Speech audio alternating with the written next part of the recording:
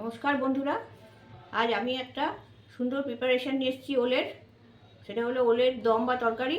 আমি যেভাবে এটা রান্না করব সেইটা ফলো করলে সকলেরই খুব পছন্দ হবে। এটা ওল, এটা 400 গ্রাম মতন ওজন আছে। তো এটা ফ্রিজে ছিল বলে ওই জন্য একটু উপরটা শুকনো শুকনো হয়ে গেছে, কিন্তু ভেতরটা খুব পরিষ্কার হয়েছে। কাটলেই সেটা বোঝা যাবে। আমি একটু কাটছি, এর উপর থেকে একটুখানি কেটে আমি দেখিয়ে দিচ্ছি। ওলটা ভেতরে খুব পরিষ্কার আছে, ভেতরটা খুবই পরিষ্কার। তো এটা আমি কেটে টুকরো করে নিচ্ছি।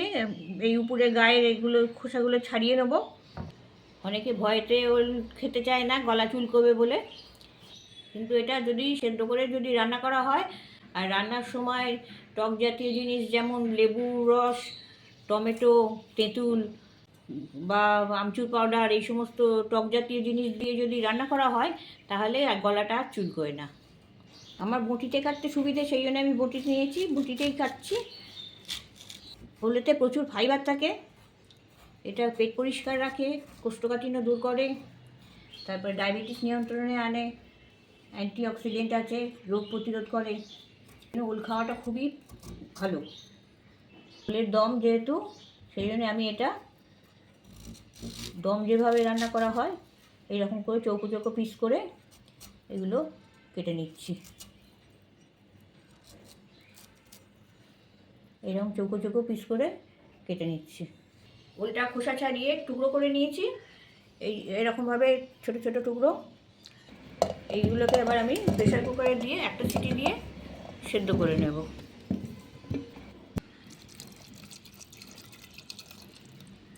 এটা একটা সিটি দিয়ে আমি সেদ্ধ করে নিচ্ছি। ওলটা সেদ্ধ হয়ে গেছে। এবার আমি ওভেনে কড়া বসিয়েছি। কড়াই আমি 3 টেবিল চামচ সাদা তেল দিয়ে দিচ্ছি। আলুগুলো ভেজে নেবো তাতে। আপনারা যদি চান তাহলে আলুটা নাও দিতে পারেন। যেমন ওলগুলো ছোটো আছে, আলুগুলো সেরকম ছোটো সাইজেরই করে কাটা আছে। একটু সামান্য লালচে করে এটা ভাজবো। আলুগুলো লালচে রং ধরে গেছে, এবার এগুলো আমি তুলে নিচ্ছি। ওই তেলেই আমি ফোড়ন দিচ্ছি তেজপাতা, ছোটা এলাচ, দারচিনি, লবঙ্গ আর হাফ চা চামচ গোটা জিরে। ফোড়নটাকে একটুখানি খড়িয়ে নেব। ফোড়নটা ভাজা হয়ে গেছে।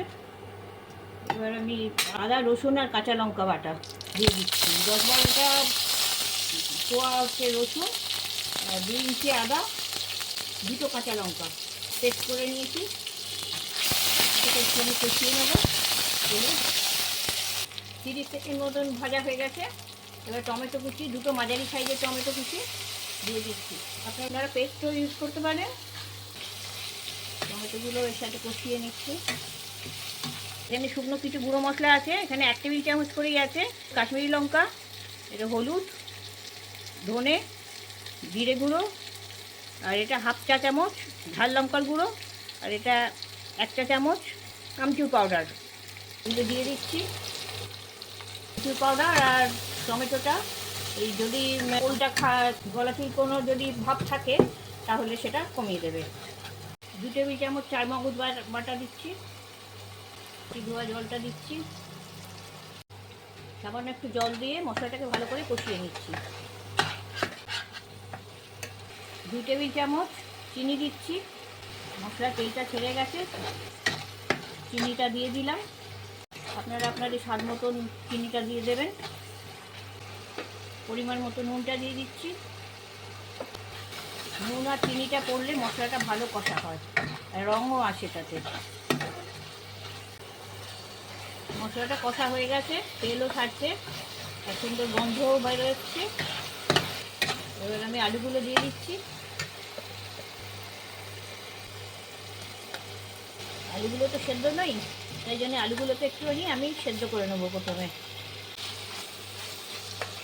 একটু জল দিয়ে দিচ্ছি, আলুগুলো সেদ্ধ হবে।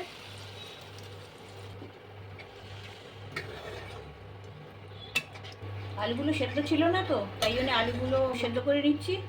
ওলগুলো সেদ্ধ আছে, ওই জন্য এখন দিলাম না। ঢাকনাটা দিয়ে দিচ্ছি। একটু আলুগুলো 3 মিনিট মতন ফুটিয়ে নেবো। এবার ঢাকনাটা খুলছি, খুলে দেখি আলুগুলো কীরকম সেদ্ধ হলো।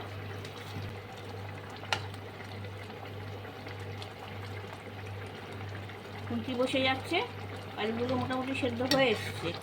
এবার আমি ওলগুলো দিয়ে দেবো, মিক্স করে দিচ্ছি।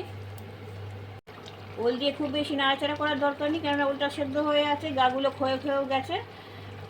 ওলটা মিশিয়ে দিয়েছি, আর এবার আমি আবার ঢাকনাটা দিয়ে দিচ্ছি, আর ওভেনের আঁচটা একদম সিম করে দিচ্ছি। 5 মিনিট এইভাবে আমি ফুটিয়ে নেব।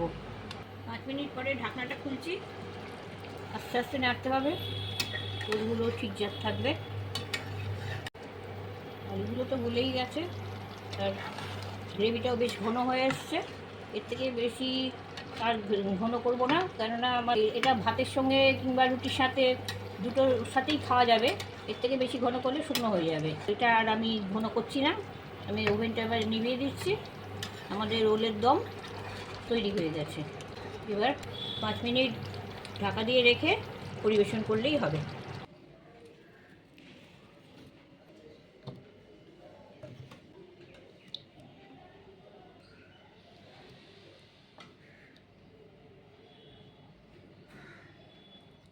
আমাদের ওলের দম রেডি হয়ে গেছে। আপনারা বাড়িতে নিশ্চয়ই বানাবেন, বানিয়ে কমেন্টে জানাবেন কেমন হয়েছে। রেসিপিটা ভালো লাগলে লাইক, শেয়ার আর কমেন্ট করবেন, আর চ্যানেলটাকে সাবস্ক্রাইব করে নেবেন। ওল আমার ভীষণ প্রিয়। এই ওলের দমটা তৈরি করে কীরকম হলো সেটা আমি একটু টেস্ট করে দেখছি।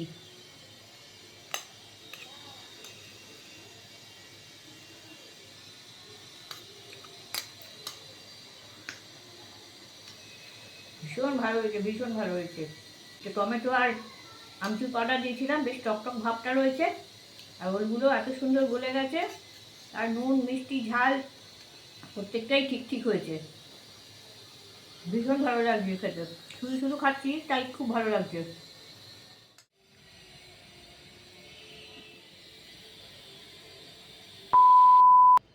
গলা চুলকানো থেকে বলবো।